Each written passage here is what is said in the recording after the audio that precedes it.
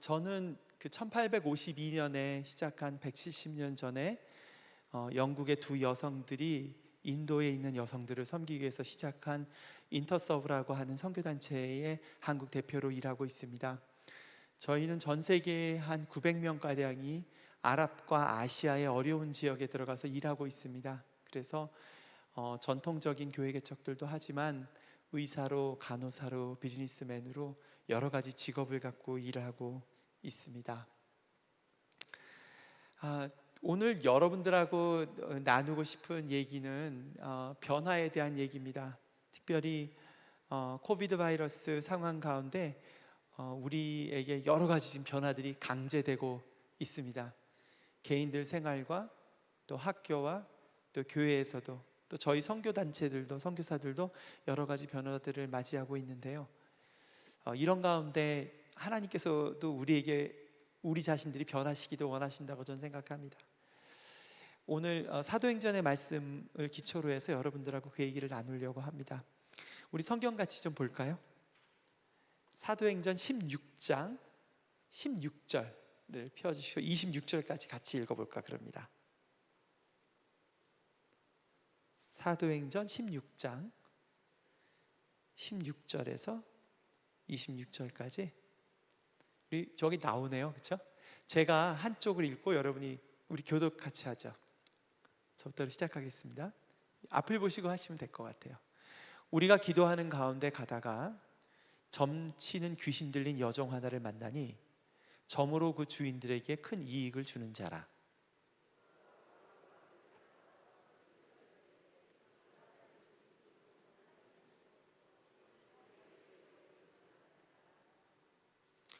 이같이 여러 날을 하는지라 바울이 심히 괴로워하여 돌이켜 그 귀신에게 이르되 예수 그리스도의 이름으로 내가 내게 명하노니 그에게서 나오라 하니 귀신이 즉시 나오니라.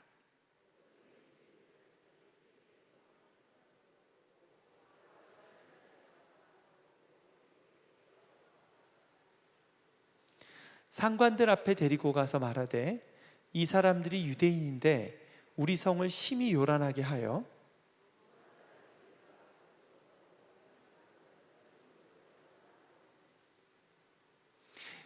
우리가 일제히 일어나 고발하니 상관들이 옷을 찢어 벗기고 매로 치라 하며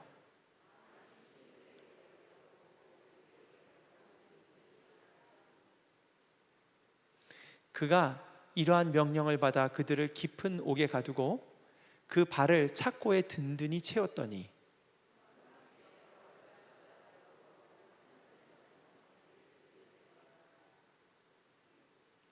다 같이 읽을까요? 이에 갑자기 큰 지진이 나서 옥토가 움직이고 문이 곧 다 열리며 모든 사람의 매인 것이 다 벗어진지라. 저는 역사에 관심이 있어서 역사를 갖다가 들여다봐요. 그리고 또 사실은 오늘 오후에도 그런 것들을 좀 책을 읽고 있었는데요. 인류가 지난 6개월 같은 경험을 겪어본 일이 있었을까라고 생각을 해요. 물론 사람이 더 많이 죽은 사건들은 있었습니다. 가장 최근으로는 2차 세계대전 때 한 1억 명이 죽었습니다. 또 병을 심하게 앓은 적도 있어요. 가뭄이 일어난 적도 있어요. 그러나 이렇게 짧은 시간 내에 모든 사람들이 한꺼번에 이런 일들을 겪은 적은 없었던 것 같아요. 초유의 사태입니다. 저는 원래 경영학자로 훈련받았었습니다. 그래서 경영학에서도 사람의 행동을 관찰하고 조사하고 그런 것을 오랫동안 훈련받고 대학에서 가르쳤던 사람입니다. 미국에서도 가르쳤었지만 중국 연변에 있는 연변과학기술대학 가서 10년 동안 경영학을 가르쳤습니다. 또 그 기간 동안에 북한에 대학을 짓는 일의 프로젝트의 총무로 그런 것들을 기획하고 북한 관리들을 만나는 일도 했었습니다. 그리고 나중에 이제 신학도 공부를 했죠. 그러다 보니까 이런 일들이 있을 때에 어떤 일이 발생하는 걸까 이렇게 궁금한 마음이 있어요. 학자로서 궁금한 마음이 있어요. 그러나 또 크리스찬으로서는 하나님께서 우리에게 어떤 것을 변화시키기를 원하시나? 이제 그런 생각도 하게 되죠. 하게 되는데, 선교단체 대표로서 이런 것들 생각해 봐요. 한번 이 도표를 한번 보세요. 아마 멀리 있어서 잘 보이지 않으시니까 제가 설명해 드릴게요. 먼저 여러분들 왼쪽에 있는 것은 확진자 숫자입니다. 전 세계적으로 어제 통계 자료예요.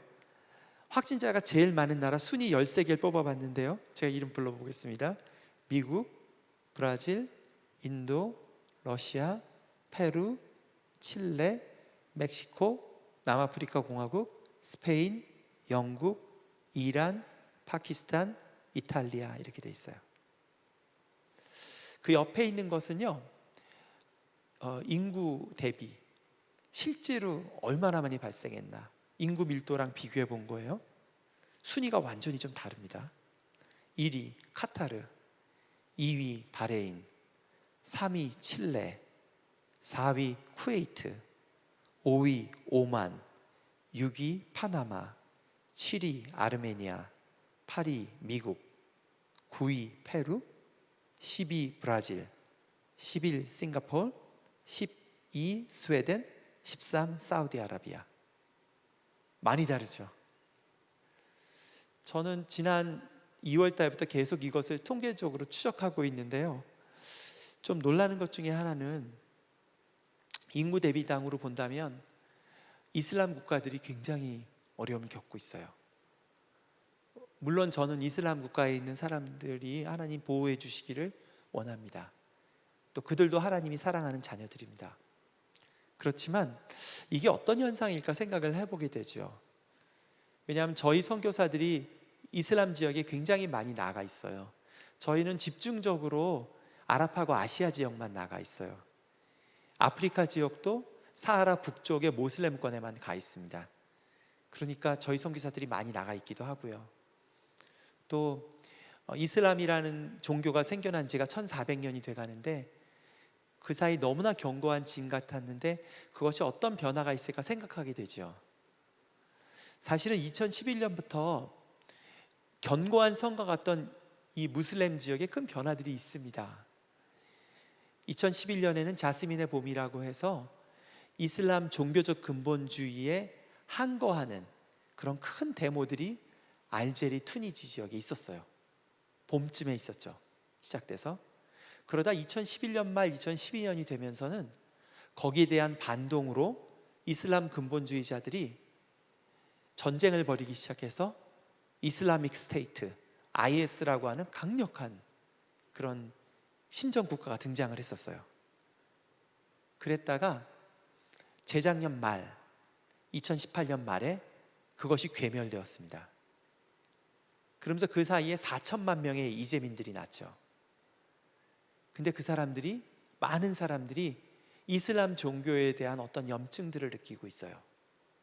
그러면서 그 안에 변화들이 있죠. 그러한 가운데에 코비드 바이러스가 생긴 거예요. 이슬람은 굉장히 그 전체주의적 종교입니다. 집단주의적 종교입니다. 그래서 이들이 하루에 5번씩 모여서 기도하는 게 어렸을 때 습관이 돼 있거든요. 그리고 그것을 멈춰본 적이 없습니다. 1400년 동안에. 그런데 지난 6개월 동안에 모스크에서 못 모이고 있어요. 이게 이들에게 어떤 변화를 줄까요?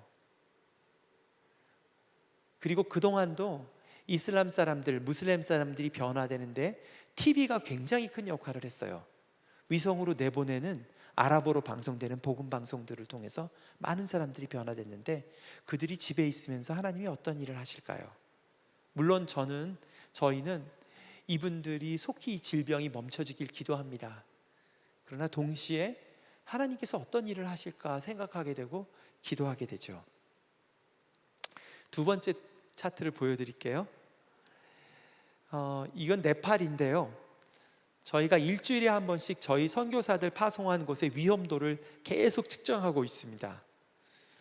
확진만이 중요하진 않고요, 저희들한테는 병이 걸렸을 때 병원에 갈 수 있는지, 외국인을 받아주는지, 그리고 이런 경우에는 대부분의 나라가 경제활동이 봉쇄가 되어 이게 사실은 더 큰 문제예요. 식료품은 구할 수 있는지, 그리고 이렇게 경제가 차단이 되면은 실업이 발생하고 그러면 범죄율이 급증하는데 범죄의 타겟이 외국인이 될 때가 많습니다.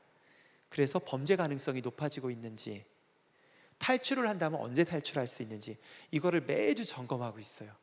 매주 점검하고, 그리고 위험하면 저희가 신호를 보내서 빨리 들어오라고 합니다. 왜냐하면 선교사들과 선교사의 생명이 더 중요하기 때문입니다.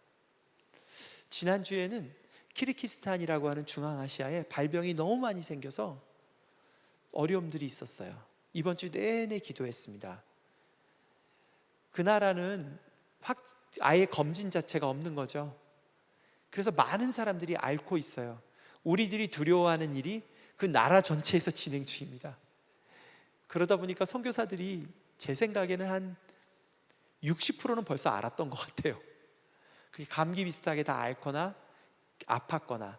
근데 지난주에 한 부부가 심하게 아프고 그 혈액 내의 산소 농도가 떨어져서 저희가 굉장히 기도 많이 했습니다. 근데 다행히 그저께부터 회복되고 있어요. 이런 게 실제적인 그런 것들이죠. 선교사이기 때문에 이런 것들 생각하게 되는 것 같아요. 보다 좀 넓게 보게 되는 것 같죠. 또 저는 그 생각도 해봅니다.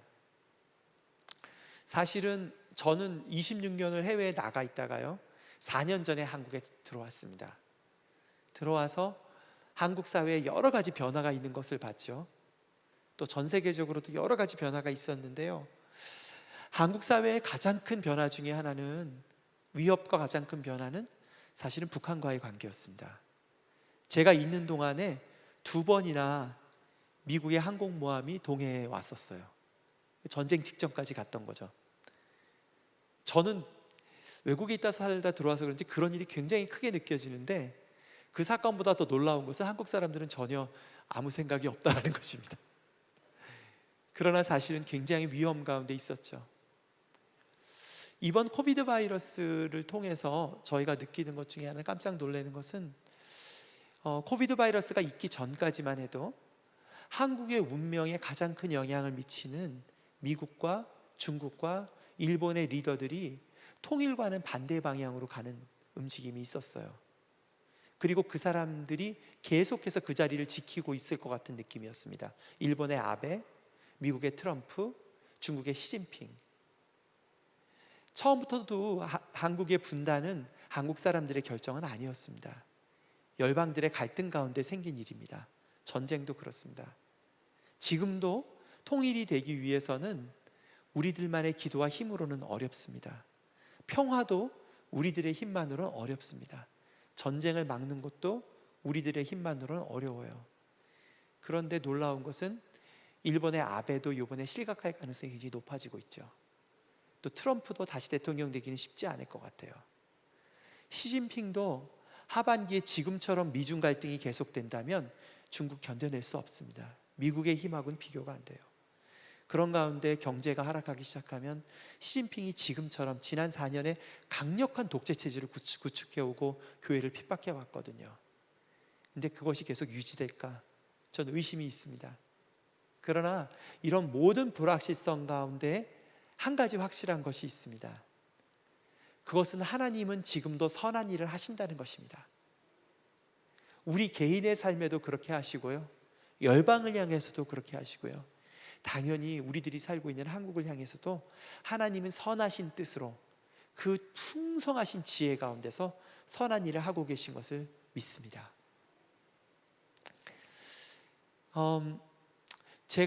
저는 이제 학자라서 이 기간 동안에 논문을 하나 썼어요. 이걸 다 설명은 안 드릴게요. 전 세계에 어떤 일이 발생할까 나름대로 분석을 한 거예요. 제가 나중에 목사님께 전달해 드릴게요. 교인들 중에 원하시는 분들이 있으면 전달해 드릴게요. 한국 사람뿐만 아니라 전 세계 사람들 가운데 확산되고 있는 변화들이 있다고 생각해요. 선교단체 대표로서 알아야 될 필요가 있죠. 하나는 나와 내 가족이 가장 중요하다는 생각입니다. 물론 그전에도 그게 있었어요. 그러나 그것이 당연하다라고 얘기는 안 했어요. 그걸 드러내놓고 얘기는 못했어요. 그러나 전 세계적으로 네가 내 가족과 너를 중심으로 생각해서 맞는 거야 라고 하는 것이 합의처럼 이루어지고 있다는 것을 봅니다. 그것을 개인 중심성의 규범화, 이렇게 저는 명명을 해봤어요. 그러면 나와 내 가족만을 위해서 살면 좋은데 관계를 안 맺을 수는 없죠. 최소한의 관계는 맺습니다. 그 중에 하나가 경제적인 관계입니다. 지금도 지난 6개월 동안에 한국 사회가 또 한국 정부가 보여주는 메시지는 분명합니다. 종교나 개인 신앙생활보다도 먹고 사는 문제가 중요하다는 메시지가 분명하고, 그것은 우리들 가운데도 합의가 자연스럽게 이루어지고 있어요. 근데 우리나라만 그런 것이 아니라 전 세계가 그렇죠. 먹고 사는 문제가 제일 중요해. 그것 때문에는 만나야지 하는 생각들을 하고 있죠.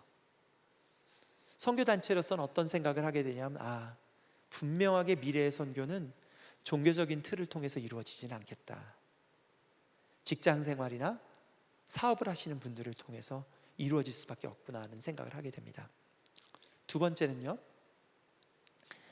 개인과 가족들을 보호하기 위해서 국가의 공권력과 국가가 정보를 장악하고 통제하는 것을 인정합니다. 이것이 전 세계적으로 가속화될 것입니다.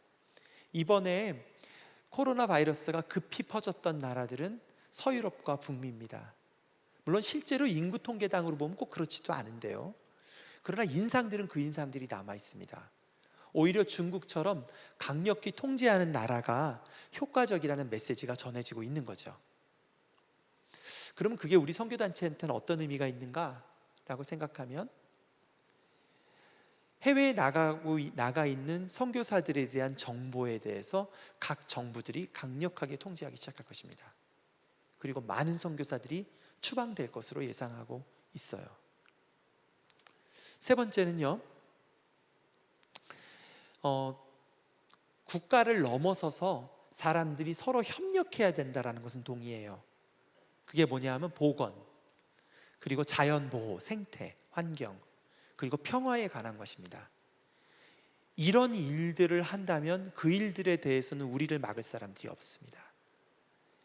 저는 이것이 선교적으로는, 우리 선교단체로서는 어떤 의미를 갖냐 하면요, 이런 선한 일에 적극적으로 참여해야 되겠다. 그러나 종교의 이름으로는 할 수 없어요. 그러나 공적인 이름으로는 참여하면 사람들이 환영하는데, 그러면서도 어떻게 복음을 증거할 수 있지? 그것은 우리가 많이 안 해본 길이에요. 배워나가야 되겠죠? 마지막으로는요, 최소한의 관계로서 사람들이 많이 만나지는 않지만 나를 사랑하고 이해하는 소수의 사람들은 만날 수밖에 없습니다. 외롭기 때문에. 그럼 무엇이 중요할까요? 가정이 굉장히 중요해질 것입니다. 또 이미 가정 가운데 맺어진 형제 자매들, 부모와 친척들, 아주 가까운 사람들, 그리고 이 외로운 사람들에게 친구가 돼주는 일들, 이런 일들은 굉장히 중요해질 것으로 생각하고 있습니다. 이런 것 가운데에 우리가 어떻게 가야 될까 저희들 고민하고 있는데요, 어쩌면 이것은 안산제일교회도 생각해 볼 수 있지 않을까 생각을 합니다. 자, 이제 오늘 본문 얘기를 좀 해볼까요?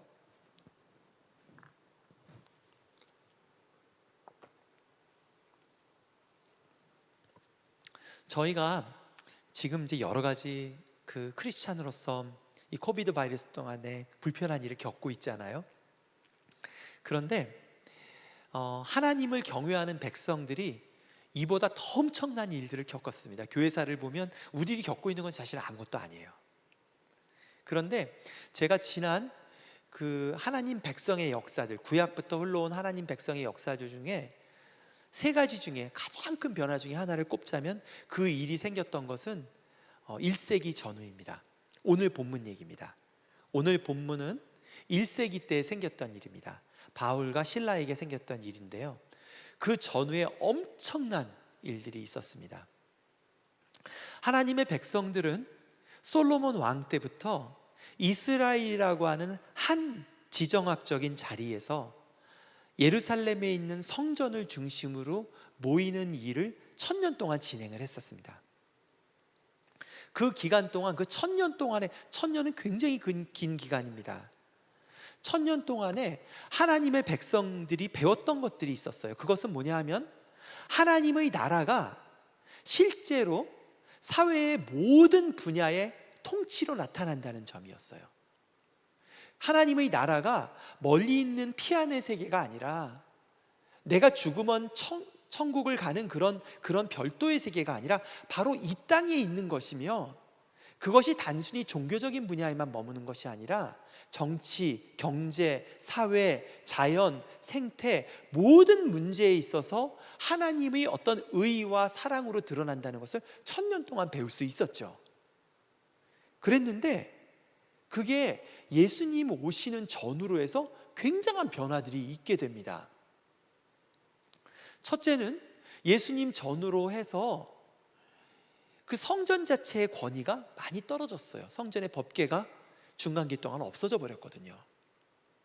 뿐만 아니라 예수님 돌아가시고 나서 엄청난 변화가 기다리고 있었는데 1000년 동안 익숙했던, 즉 하나님의 백성들이 살아가는 방식은 이스라엘이라고 하는 한 땅, 그 중에서도 예루살렘에서도 성전을 중심으로 해서 모여야 된다고 생각을 했는데, 그것이 하나님 백성의 사는 방식이라고 생각했는데 AD 70년에 그 성전 자체가 통째로 없어지는 일을 겪습니다. 또 뿐만 아니라 그 뒤에 일어나는 일련의 일들을 통해서 아예 하나님의 백성들끼리 모여 사는 일들이 불가능해져 버렸어요. 성전이 완전히 무너져 버렸죠. 그리고 하나님을 예배하던 하나님의 백성들이 100만 명이 학살을 당합니다. 거의 다 죽었어요. 이스라엘에 있는 사람들은. 엄청난 변화인 거죠. 그 당시 사람들로 생각을 한다면 이것은 마치 종말과 같은 일인 거죠. 그러나 하나님께서는 새로운 일들을 준비하고 계셨습니다. 그것은 그 시기가 지나가면서 1세기부터 3세기 사이에 더 이상 하나님의 백성들끼리 모여 있는 것도 아니고 성전이라고 하는 종교적인 가시적인 것들이 등장하진 않지만 오히려 이런 로마 제국에 있는 여러 흩어진 도시들 가운데 이방인들 가운데 섞여 들어가서 사는 거죠. 오늘 이 그림에 나와 있는 것은 1세기 고린도라고 하는 도시입니다. 여기에는 모든 민족들이 모여 살고 있죠. 그리스도인들은 어떤 가시적으로 보이는 곳이 아니라 가정에 숨어서 예배들을 드리고 세상에서 복음을 증거했는데, 이 일들을 통해서 전에 몰랐던 하나님 나라의 비밀들을 더욱더 풍성하게 깨닫게 되는 일들이 발생하고 있는 것입니다. 오늘 본문이 그런 얘기예요. 자, 다음 점 넘어가 볼까요? 오늘 본문 읽은 것은요, 바울의 2차 선교 여행입니다. 바울은요, 오늘 그 지도에 보시면 아시아라고 써 있는 부분이 있죠. 영어로 아시아, 지금의 터키 지역인데요. 원래 바울은 거기서 태어났어요. 그 당시에는 그 터키 지역에는 투르크 사람들, 터키 사람들이 없었어요. 그 당시 투르크 사람들은 어디에 있었냐 하면은 저쪽 중국 쪽에 살았어요. 돌골족들이죠. 우리가 읽어보면 돌골족이라고 하는 사람들이 지금 터키 사람들이에요. 그 당시는 근데 돌골족들이 중국 서쪽에 살았고요. 지금 아시아라고 불리는 지금의 터키 지역인 그리스 사람들이 살았어요. 거기에서 바울은 태어났습니다. 바울은 유대인이지만 그곳에 이민 5세로 태어났죠. 그리고 그가 청소년이 되었을 때 이스라엘에 가서 바리새파 사람이 되었습니다. 그리고 그가 20대 후반이 되었을 때에 부활하신 예수님을 다메섹에서 만나서 변화되었죠.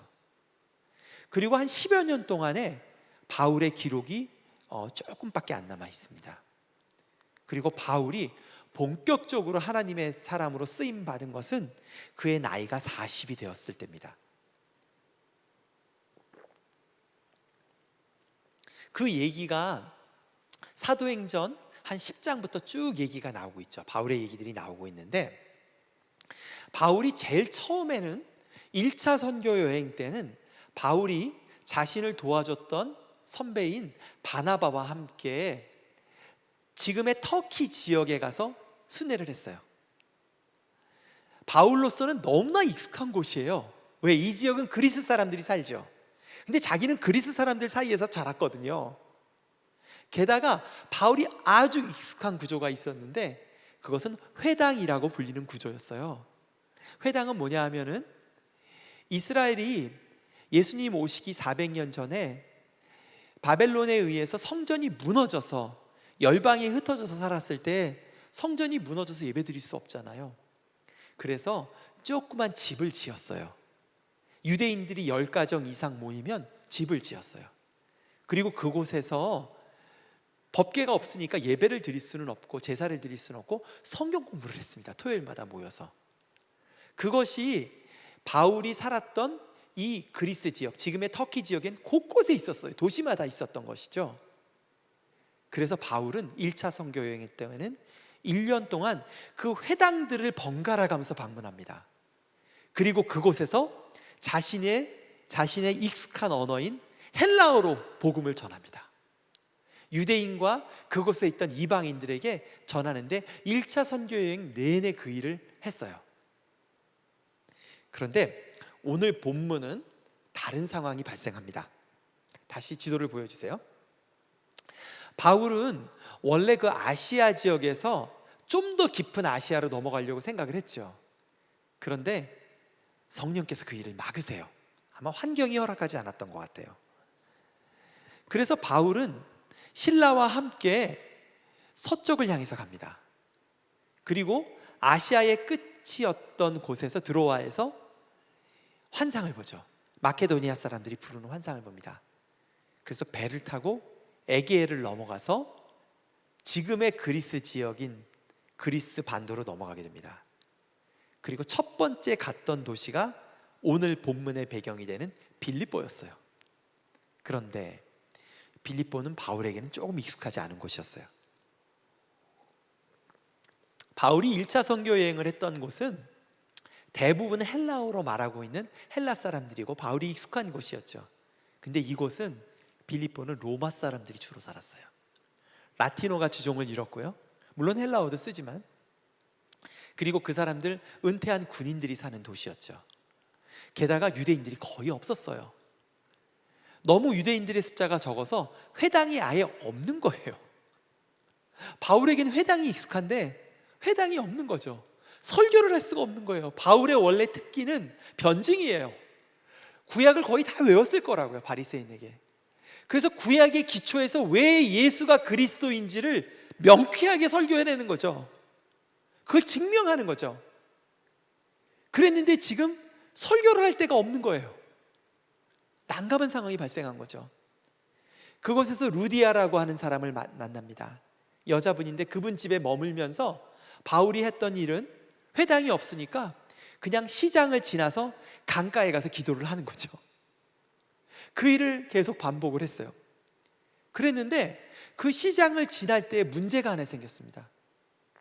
어떤 여자애가 귀신이 들린 거예요. 근데 걔가 계속 쫓아다니는 거죠.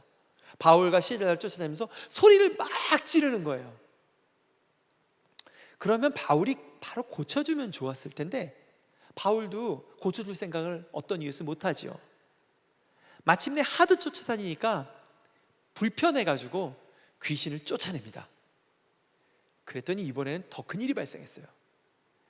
그 애를 통해서 점치는 그 일을 통해서 돈을 벌었던 깡패들이 바울을 고발을 해가지고는 감옥에 쳐넣었어요. 이 감옥은 지하에 있던 던전이라고 하는 빛이 없는 아주 어두운 곳입니다. 춥고 어두운 곳입니다. 그곳에 다른 죄수들과 함께 발목에 쇠사슬을 다 묶고 바울과 실라가 그 안에 들어간 거죠. 자, 보세요. 바울이 원했던 곳은 아시아였어요. 그런데 성령께서는 바울을 성령으로 보내셨어요. 아랍으로 보내셨어요. 유럽으로 보내셨어요. 바울이 원했던 곳은 회당이었어요. 그런데 하나님께서 바울을 지금 어디로 보내셨죠? 감옥으로 보내신 거예요.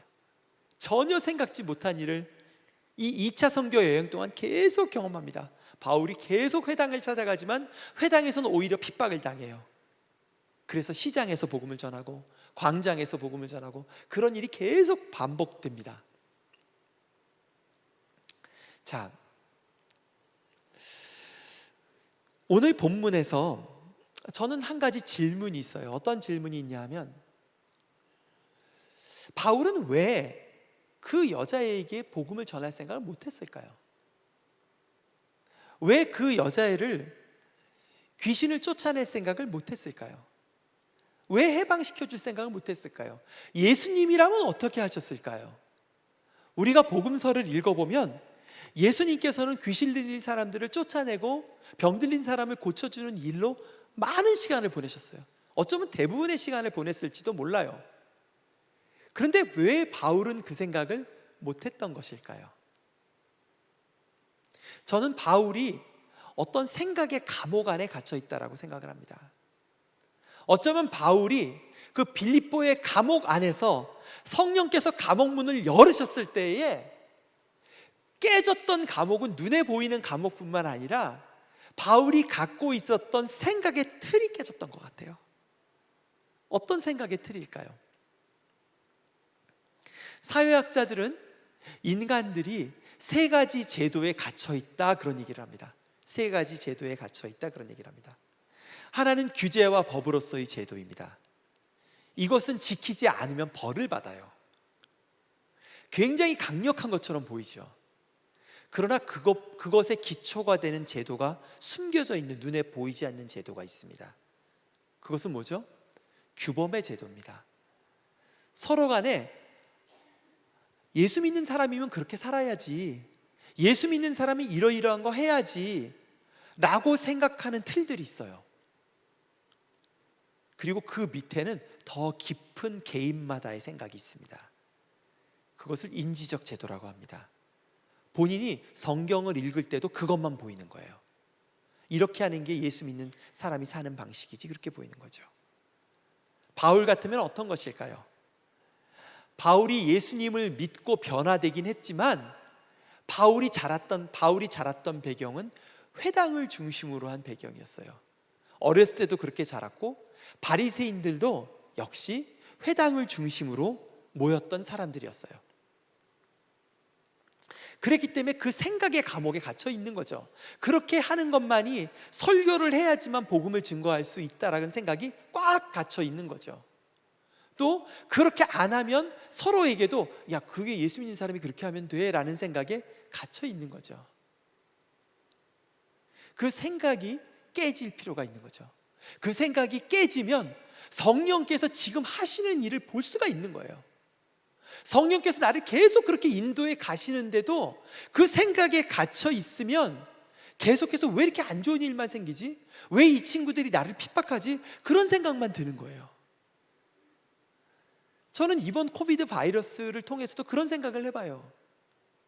저희 선교단체들도 어려움을 겪고 있죠. 선교사들이 병 걸리죠. 선교사들이 추방되죠. 앞으로 어려움들이 있을 수 있어요. 그러면 이렇게 내가 생각할 수도 있습니다. 아니, 이거 사단이 하는 일인가? 이게 도대체 무슨 일이지? 이렇게 생각할 수도 있어요. 그러나 관점을 조금 다르게 생각하면 그렇지 않아요. 성령께서 하시는 일입니다. 이 모든 것들을 하나님이 그의 풍성하신 지혜와 강력하신 힘 가운데 이끌어가고 계시는 것이죠. 우리 교회도 마찬가지입니다. 우리가 얼핏 생각하면 아니, 지금 현 정부가 교회를 탄압하는 거 아니야?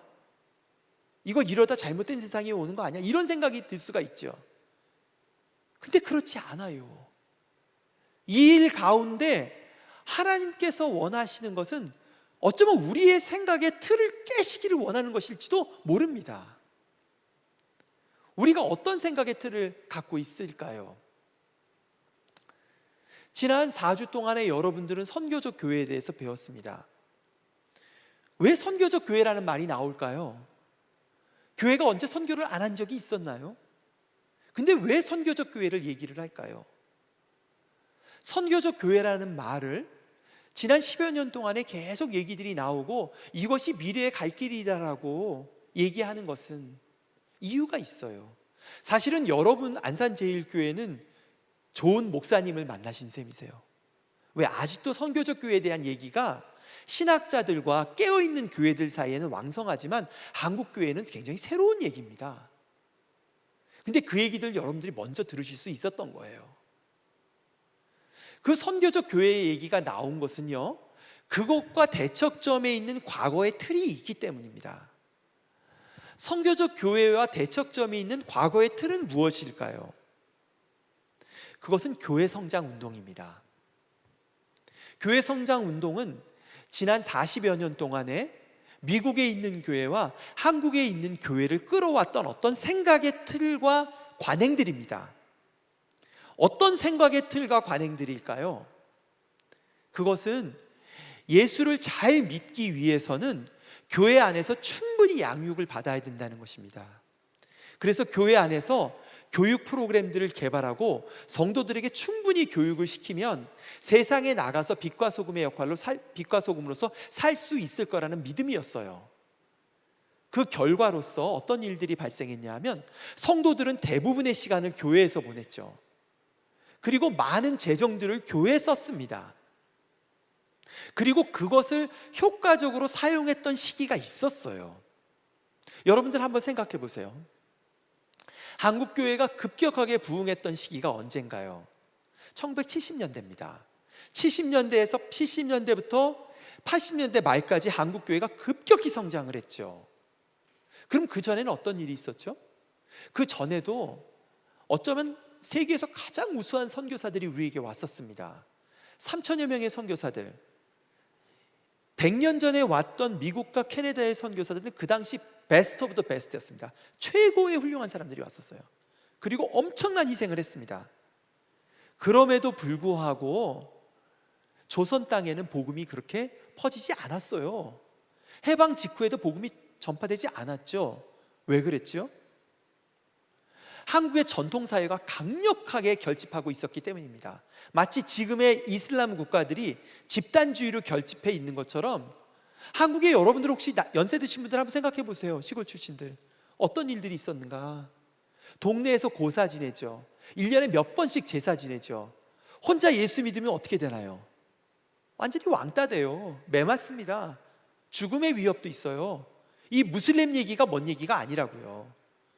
조선시대 때 그렇게 희생해도 예수 믿기 어려웠어요. 그런데 한국전쟁 이후에 어떤 일이 발생했어요? 전통사회가 해체됐습니다. 많은 사람들이 고향을 잃었어요. 뿐만 아니라 60년대를 거치면서 미국의 원조를 받는 과정 가운데 지역에 있는 농산물 가격이 뚝 떨어졌습니다. 그래서 시골에 있는 농산물 가지고는 먹고 살 수가 없게 된 거죠. 그러면서 박정희 대통령이 등장하면서 산업 개발을 하니까 공장들이 어디에 있어요? 전부 도시에 있죠. 그러니까 너도 나도 전부 공장에 올라왔거든요. 저 기억나요. 우리 때만 해도요, 많은 친구들이 대학 많이 못 갔어요. 많은 친구들이 중학교에서 고등학교 올라갈 때 실업계 고등학교 갔습니다. 그리고 그만큼의 숫자들이 공원으로 일했어요. 시골에서 올라온 친구들이. 저희 아버님도 그런 공원이었습니다. 그런데 그 친구들이 올라왔을 때 고향을 잃은 친구들인 거죠. 여러분도 혹시 연세 드신 분들은 그런 노래들 기억할 거예요. 타양은 싫어 고향이 좋아. 그런 노래 기억하세요? 저희 아버님이 하도 많이 불러가지고 저 기억납니다. 완전히 가족을 잃은 거죠. 서울에 와서, 인천에 와서, 부산에 와서. 그때 교회가 있었어요. 교회가 어떤 역할을 했죠? 가족의 역할을 해준 거예요. 그러니까 시골에서 고향을 잃고 올라왔던 사람들, 공무원들, 그리고 대학생들이 지금 50대, 60대인 거예요. 그때 예수 믿은 거죠. 그리고 교회에서 모이는 게 기뻤죠. 저도 어렸을 때 추억이 모두 교회에 있어요. 그리고 우리 장로님들, 목사님이 다 엄마 같고 아빠 같고 교회 가면 행복했죠. 그랬던 시기가 있었어요. 교회 성장 운동이 그 역할을 했던 때가 있습니다. 마치 솔로몬의 성전이 1000년 동안에 그 역할을 했던 것처럼 교회 성장 운동이 굉장히 중요한 역할을 했던 적이 있었어요. 그러나 시기가 지나면 하나님께서 새로운 일들을 하시죠.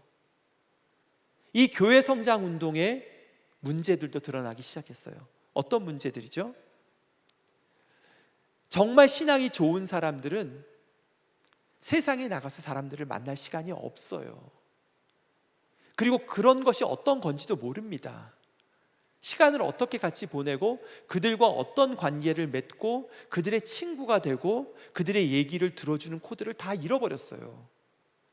교회에서 총동원주의를 하면 교회에는 데려올 수 있을지 모르지만 내가 나가서 관계를 맺는 일은 못하는 거죠. 마치 우리 옆에 귀신 들려서 나를 좀 살려달라고, 내가 너무너무 힘들다고 소리를 지르고 비명을 질러도 그 사람이 바로 내 옆에 있는데도 못 봐요. 바울처럼 못 보는 겁니다. 그런 상태로 돼 있는 거죠. 하나님께서 이미 우리 옆에 보내주신 거죠. 우리를 감옥과 같은 어려움에 넣으신 이유가 같은 처지에 있는 어려움에 있는 사람들의 아픔을 보라고, 그 축축하고 어둡고 시커먼 데서 다른 사람들을 위해서 기도하고 하나님을 예배하라고 하시는데도 그걸 못 보는 거죠. 못 보는 겁니다. 왜? 그 감옥의 틀에 있기 때문이에요. 저는 하나님께서 이 코비드 상황들을 통해서 이런 선교적 교회에 대한 얘기들이 나왔는데 그것을 급속히 가속화하는 것 같아요. 무엇이 정말 변하는 것입니까? 하나님이 선하신 뜻은 변함이 없습니다. 환경은 얼마든지 변할 수 있어요. 그 변화 가운데 정말 변화되어야 될 것은 환경이 아니에요. 환경은 하나님이 하세요. 하나님은 이 모든 것들이 주권 가운데 있습니다. 여러분 개인의 것들도 그렇고 교회도 그렇고 사회도 역시 그렇습니다. 정말 변해야 될 것은 이 모든 일들을 허락하시면서 말씀하시는 성령님의 음성에 우리가 귀를 기울이며 우리가 변해야 합니다. 우리 공동체가 변해야 되는 것이죠. 이것이 우리의 기도가 되어야 될 것입니다. 하나님이 하시는 일을 생각을 해봅시다. 우리가 이 모든 변화 가운데 생각해야 될 것은 본질입니다. 어떤 본질이죠? 하나님이 어떤 일을 하시는가? 예수님은 이 말씀을 늘 하셨어요. 아버지가 일하시니 나도 일한다. 아버지가 보신 것을 나도 보았다. 그 얘기를 계속하세요. 우리도 이 변화 가운데 해야 될 일은 하나님이 어떤 일을 하시는가에 집중해야 됩니다. 골로새서 1장 19절 20절에서는 노년의 바울이 그의 경험과 신학적인 것을 통해서 놀라운 구절을 씁니다. 무슨 얘기를 하죠?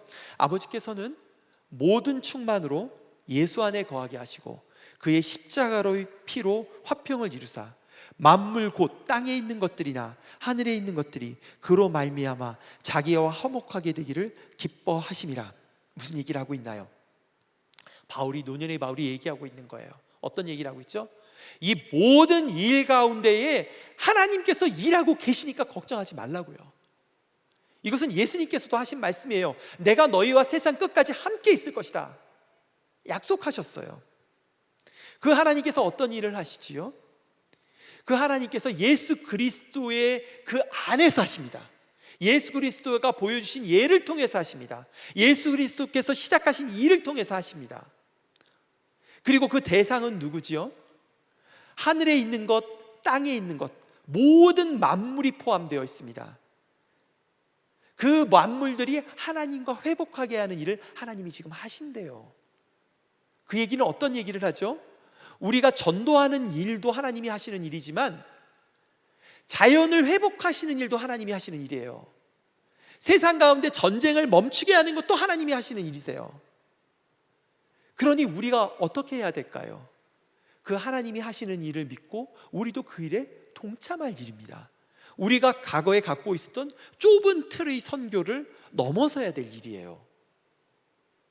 또 어떤 말씀을 하시나요? 에베소서 1장 9절에서 10절에서 이 말씀을 하세요. 그 뜻의 비밀을 우리에게 알리신 것이요 그의 기뻐하심을 따라 그리스도 안에서 때가 찬 경륜을 위하여 예정하신 것이니 하늘에 있는 것이나 땅에 있는 것이 다 그리스도 안에서 통일되게 하려 하심이라 얘기를 합니다. 오늘 이 에베소서 바울은 똑같은 얘기를 해요. 하나님 이런 일들이 발생하는 게 전부 다 경륜에 의한 것이다 그런 얘기를 합니다. 이 모든 일들이 태초 때부터 계획하신 일이고 이 일이 사단의 공격으로만 생기는 일은 아니라는 거예요. 이 일은 하나님이 세상을 경영하시는 일 가운데 필요 없고 생겼어야 될 일입니다. 하나님이 하고 계세요. 근데 그 일 가운데 하나님이 어떤 일을 하시죠? 우리들 가운데 통일이 있게 하신대요. 우리들 가운데 화목해 하신대요. 우리들 가운데 깨어진 관계뿐만이 아니라 우리와 자연 사이에 깨어진 관계들을 회복시키시고, 남과 북이 깨어진 관계를 회복시키시고, 일본과 한국이 깨어진 관계를 회복시키시고, 미국과 중국이 갈려진 관계를 회복시킨다고 말씀하고 계세요. 하나님이 그 뜻을 갖고 계시다라고 말씀하고 계신 거죠. 이 본질들을 생각을 한다면 우리들이 할 수 있는 일들이 생각보다 많습니다. 우리들이 복음이 전하는 방식이 단순히 교회를 데려오는 것 이상의 일들이 있는 것이죠. 그것들을 볼 수가 있어요. 창세기 12장 1절을 보면은 하나님께서 이러한 일에 사람을 초청하시는 첫 번째 사건 얘기가 나옵니다. 창세기 1장부터 11장까지는 인류가 어떤 식으로 타락해 갔는가에 대한 얘기를 다루고 있어요. 그리고 전 세계의 얘기를 하고 있습니다. 1장부터 11장까지 얘기는 전 세계의 얘기를 하고 있어요. 전체적인 보편적인 얘기를 하고 있죠. 자, 전 세계가 완전히 타락했어요. 홍수로 멸망시켜도 또 타락할 만큼 철저하게 타락했어요. 자, 그 얘기가 1장부터 11장까지 진행이 되는데요, 그런데 하나님께서 이제 앞서 말한 대로 하나님은 뭐 하신다고 그러셨죠? 세상을 그분과 화목시키시고 세상 가운데 깨어진 관계를 화목시키시고 통일시키신다고 그러셨는데, 하나님이 어떻게 일하실까? 12장에 그 얘기가 나와요. 하나님께서는 그 보편적인 인류의 문제를 놀랍게도 한 가정을 통해서 하세요. 보편의 문제를 신학적으로 말하면 특정성으로 풀어냅니다. 저는 사실은 이게 처음에는 이해가 안 갔어요. 처음엔 잘 이해가 안 갔어요. 세상이 다 타락했는데 예수 한 사람의 순종으로 이 문제를 하신다고? 이상하다. 참 이상하다. 잘 이해가 안 간다. 만약에 인류 전체가 타락한 것이라면 전체를 대상으로 한꺼번에 풀면 되잖아요. 그렇죠? 하늘에 하나님께서 나타나셔서 선포하시면 되잖아요. 그리고 사탄을 무찌르고 악인들을 멸망시키고 그 일을 한꺼번에 처리하시면 되잖아요. 그런데 창세기 12장은 하나님은 그렇게 하시지 않으세요. 특정성의 한 가족을 통해서 출발하세요. 그러니 당연히 역사성을 갖죠. 이것이 공산주의와 다른 점입니다. 칼 막스가 봤던 거랑 다른 점이에요. 칼 막스는 보편의 문제를 보편의 문제로 푼다고 생각했어요. 구조 전체를 바꾸면 사람들의 문제가 나아질 거라고 봤어요. 기독교는 그렇지 않습니다. 우리가 갖고 있는 믿음은 그렇지 않아요.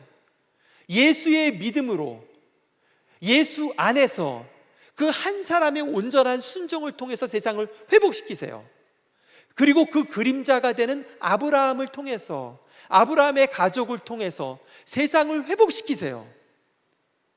그리고 이 진리는 지금도 계속되고 있는 거죠. 지금도 계속되고 있어요. 뭐냐면 하나님께서 이 세상을 회복시키시는 일을 어떻게 하기를 원하신다고요? 여러분 한 분 한 분하고 하시기를 원하세요. 그리고 그 사건들은 이 전체적이고 보편적인 복잡한 현상처럼 보이지만, 바울이 마치 시장에서 만났던 한 여자애, 그리고 감옥에서 만났던 동료, 내 옆에 있는 사람들인 거죠. 미셔널 처치라는 것이 무엇입니까? 선교적 교회라는 게 뭐예요? 그 깨달음들로 돌아가려는 움직임입니다. 뭐냐 하면 성도들 가운데 이미 주신 사람들이 있다라는 겁니다. 그곳으로 돌아가도록 격려하는 거예요. 그 성도들이 하나님이 주신 선교, 하나님이 주신 사명을 발견하도록 격려하는 것입니다. 돕는 것이에요. 그 일을 하시는 것이죠. 요한복음 10장 10절에 보면 이렇게 나와 있어요. 예수님께서 제자들에게 하신 말씀이에요. 내가 온 것은 양으로 생명을 얻게 하고 더 풍성히 얻게 하려는 것이라. 생명. 무엇이 생명입니까? 예수님께서는 요한복음에서 무수히 구원을 영생이라는 말로 표현합니다. 생명이라는 말로 표현해요. 요한복음의 특징 중에 하나죠. 그 생명이라는 게 무엇을 말하나요? 많은 사람들이 생명을 아, 내가 죽어서 영원히 사는 것을 말하는구나. 그것도 있어요. 그러나 우리가 요한복음을 깊이 읽어보면 그런 얘기가 아닙니다. 영생, 영원히 살고 과거에 살고 현재에 살고 미래에 살고 하나님한테는 관계가 없는 얘기예요. 왜? 하나님은 시간에 매이시는 분이 아니기 때문입니다. 영생, 생명의 참 본질은 무엇입니까? 그것은 관계의 회복입니다. 하나님과의 관계의 회복이고요, 우리 주변 사람들과의 관계의 회복입니다. 예수님이 오신 것은 이 생명을 주시려고 하시는 거예요. 이 관계의 회복을 주시려고 하는데 조금 주시는 게 아니라 풍성히 주시기를 원하시죠. 그래서 우리들을 깨우시는 것입니다. 저는 이 생명을 생각할 때에 창세기 1장을 생각해 봐요. 우리 창세기 1장을 읽어보면 하나님께서 혼란 가운데서 관계들을 만드시면서 지구 전체를 새롭게 만드시는 장면이 나와요. 그런데 그 지구 전체를 만들 때 어떤 일이 발생하죠? 하나님의 영이 수면 위로 운행하세요. 성경에서 이 물, 수면은 죽음을 의미하고 혼란을 의미하는 경우들이 굉장히 많지요. 저는 이 창세기 1장에서 하나님이 혼란 가운데에 이 혼란된 지구를 성령께서 운행하신다는 게 꼭 어떤 느낌으로 다가오냐면요, 물속에 있는 태아, 새로운 생명을 낳게 하기 위한 그것을 보호하고 있는 자궁처럼 느껴져요. 제가 무슨 말씀을 드리는 건가요? 우리가 코비드 바이러스 때문에 굉장히 혼란 가운데 있지요. 그러나 이것은 어쩌면 우리를 마치 바울을 지하에 보내셔서 그 컴컴한 가운데에도 그들이 예배할 때 성령께서 그들을 지키고 계셨어요. 마치 이 태아를 키우시는 것처럼 이 혼란을 겪어야지만 새로운 생명이 나올 수 있는 것처럼, 그 관계에서의 그런 풍성함 가운데 들어갈 수 있는 것처럼 저는 지금 그 일을 하고 있다고 생각합니다. 어쩌면 여러분 개인에게도 그 일을 하고 있을지 몰라요. 우리가 혼란하고 어렵지만 어쩌면 성령께서 우리를 보호하셔서 우리를 혼란 가운데 넣으셔서 우리를 묶고 있던 과거의 틀을 깨시는 일을 성령께서 지금 돕고 있는 건지 모릅니다. 어쩌면 안산제일교회 전체를 지금 이 혼란 가운데에 보호하고 계시는 거죠. 왜? 이제는 더 이상 과거의 틀로 하나님이 일하시지 않기 때문인 거죠. 새로운 일을 하시기를 원하시는 겁니다. 저는 이런 생각을 해봐요. 우리가 이런 혼란이 있잖아요. 교회사 전체를 읽어보면요, 이런 혼란 가운데 가장 쉽게 반응했던 게 뭐냐 하면은 두 가지 반응이 있었어요. 하나는 극단적인 종말론입니다. 음모론을 쓰는 거죠. 아, 이대로 계속 간다면 분명히 기독교를 탄압하는 정부가 등장할 거야. 666을 새길 거야. 이 일의 시작에 불과해. 이제 정보 통제를 하게 되기 시작하면 중국이 결국 세계를 장악하게 될 거야. 그 가운데 이제 남은 것은 환란뿐이다. 그런 얘기는 사실은 교회사 전체에 계속 반복해서 나왔던 것입니다. 그렇게 갈 수도 있어요. 또 하나의 흐름이 있습니다. 어떤 흐름이냐면요, 과거의 틀을 생각하는 거죠. 그래, 우리 옛날에 했던 대로 더 열심히 하자. 더 열심히 교회에 모이고 더 열심히 새벽 기도하고 더 헌금하고 성경 통독하고 더 열심히 하자. 물론 이런 것들이 하찮다는 건 아니에요. 하찮다는 건 아니에요. 물론 중요합니다. 공동체 모임이 중요해요. 근데 새롭게 하시는 일을 못 보는 거죠. 양쪽 다 못 보는 것입니다. 그러나 우리가 다시 생각해 보면 그 당시 가장 어려운 시기, 바울과 이 성전이 없어진 이후에 들어가는 하나님의 백성들이 했던 일, 그리고 바울이 적었던 일은 어떤 일이에요? 아하, 이 일이 하나님께서 태초 때부터 계획하신 일이었구나. 하나님의 경륜 가운데 우리는 승리할 거야. 그리고 새로운 깨달음을 얻을 수 있을 거야 라고 바울은 기뻐하고 있습니다. 오히려 그가 감옥 안에 있으면서 기뻐하고 있는 것이죠. 저는 사실은 이 상상을 해요. 요즘 혹시 여러분들 젊은 친구들은 봤을지 모르지만 이게 스타워즈라고 하는 영화입니다. 저 중학교 1학년 때 처음 1편이 나왔어요. 중간에 4편에 보면요, 마지막 장면이에요. 승리한 장면이죠. 저는 이 장면을 생각해요. 마지막 날에 우리들이 각각 다른 모습으로, 역사의 모든 믿음의 조상들과 다른 모습으로 다른 싸움을 한 거죠. 다른 깨달음들을 얻은 거죠. 그리고 그 왕 앞에 설 것입니다. 그리고 우리가 축하받을 것입니다. 저는 두려워하지 않습니다. 재정이 한 푼이 없는 비행기 값이 없을 때에도 하나님께서 중국 보내실 거 의심한 적 없습니다. 애들이 중국에 들어가서 얼굴이 반쪽이 마비가 되고 떨어져서 머리가 부러지고 다리가 깨졌을 때도 하나님께서 그 일들을 통해서 전혀 없었던 일들을 만들어내셨어요. 평양에 대학을 지려고 벽돌을 모으는데 벽돌이 멈춰서 공사가 1년 반 동안 멈춰졌을 때에도 기도하고 기다렸을 때에 하나님께서 전혀 새로운 일들을 하셨어요. 과거에 하나님께서 내가 생각했던 그런 작은 틀들, 어려움이라고 생각했던 일들이 사실은 지나보면 하나님의 풍성한 생명을 발견하게 하시는 다 그런 인도하심이었습니다. 두려워하지 않습니다. 이 변화들을 통해서 새로운 일들 하실 것들을 기대해요. 오히려 두려운 것은 내가 과거의 틀에 매여서 성령께서 지금 하시지 못하는 일을 볼까 봐 두려워요. 그러나 전체적으로는 조금 더 두렵지 않아요. 우리는 이미 승리할 것이고 승리했고 그리고 승리할 것입니다. 그리고 여러분들은 모두 다 다른 모습으로 하나님 앞에서 이 승리의 얘기들을 써나갈 것입니다. 만약 성령께서 여러분들을 지금 인도하신다면 저는 이런 일들이 있을 것이라고 생각을 합니다. 어떠한 변화들 가운데에도 우리들 가운데 이런 일이 있다면, 우리를 이렇게 인도하신다면 그것은 성령의 인도하심입니다. 첫째는 예수님을 본받아 작은 자들 옆에 서는 것입니다. 그 사람들을 발견하는 것입니다. 하나님 나라의 그 생명이 없으므로, 그 관계가 없으므로 죽어가고 비명 지르고 어둠 가운데 있는 사람들을 발견하게 될 것입니다. 여러분들의 눈을 여실 것입니다. 둘째는 그 절망의 순간 가운데 함께 기도하고 하나님을 예배케 하실 것입니다. 그리고 셋째는 예수님처럼 그 절망 가운데 그들을 만나고 예배할 때에 부활하신 예수께서 그 자리에서 하시는 놀라운 일, 그 사건이 아니라면 경험하지 못한 놀라운 기적, 그들의 생명이 풍성해질 뿐만 아니라 나의 생명이 풍성해지는 놀라운 기적을 경험하게 될 것입니다.